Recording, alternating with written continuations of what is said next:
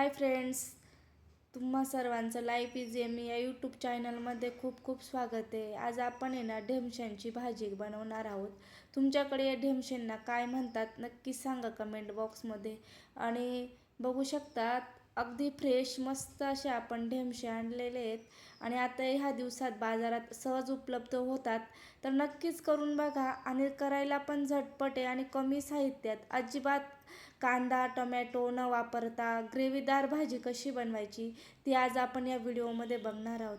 मस्त असे फ्रेश आणि कोवळे आहेत अजिबात, आणि निंबर जरी असले ना तरी त्याच्यातल्या बिया काढून ते छानच लागते त्याची भाजी. तर अशा पद्धतीने तुम्ही जर भाजी बनवली ना परत परत तुम्ही अशाच पद्धतीने भाजी बनवाल आणि चवीलासुद्धा अप्रतिम होते. आणि अगदी घरातल्याच मसाले वापरले ना तरी मस्त अशी होते. बघू शकता छान असे कोवळे होते, अजिबात बिया नव्हत्या. आणि इथं मी डाळ भिजत घालून घेतली होती अर्धा तासासाठी. आता मी गॅसवरती एक पॅन ठेवला आणि तेलाचा वापर अगदी कमी करते बरं का, तुम्ही तुमच्या हिशोबाने करू शकतात. तर इथं मी जिरं हिंग टाकून घेतला, कढीपत्ता टाकून घेतला. आता लाल तिखट टाकून घेते आणि कांदा लसूण मसाला अगदी अर्धा चमचा टाकून घेतला, हळद टाकून घेतली. छान अशा पद्धतीने फोडणी देऊन घ्यायची. गरम पाणी टाकून घेतलं अगदी अर्धा कप, त्याच्या जास्त नाही टाकायचं. छान आता शिजू द्यायची अशा पद्धतीने. छान अशी तरी सुटती, त्याच्यात कोथिंबीर टाकायची. मस्त अशी कोथिंबीरचा फ्लेवर आल्यानंतर आहे ना जी डाळ भिजत घालून घेतली होती ना तर ती डाळ टाकून घ्यायची. तर आणि जे कापलेले ढेमसे होते ना ते ढेमसेसुद्धा टाकून घ्यायचे आणि छान अशी परतून घ्यायची. परतून घेतल्यानंतर आहे ना मीठ टाकून घ्यायचं आणि परत परतून घ्यायचं.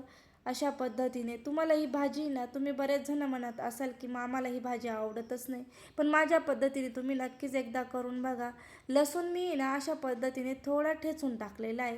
तुम्ही अशा पद्धतीने एकदा नक्की लसूण ठेचून अशा पद्धतीने टाकून बघा.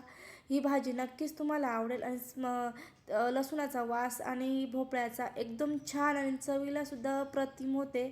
मी अर्धी ना झाकण ठेवून शिजून घेतली.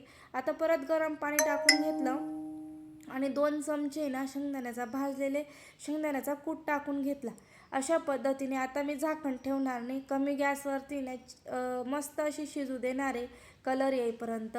तर बघू शकता अगदी कमी 2 जणांची भाजी मी बनवलेली आहे. तर बघू शकता इथं आपले ना ढेमशे मस्त असे छान शिजून झालेले आहेत. तर छान अशी ग्रेव्ही पण आहे आणि टिफिनला मस्त अशी भाजी, ओलसर भाजी तुम्ही देऊ शकतात. तर नक्कीच तुम्हाला जर माझी आजची ढेमशांची भाजीची रेसिपी जर आवडली असेल तर लाईक, शेअर आणि सबस्क्राईब करायला विसरू नका. आणि कमेंट बॉक्समध्ये नक्कीच सांगा तुमच्याकडे ढेमशांना काय म्हणतात. आणि भेटूया पुढच्या व्हिडिओमध्ये.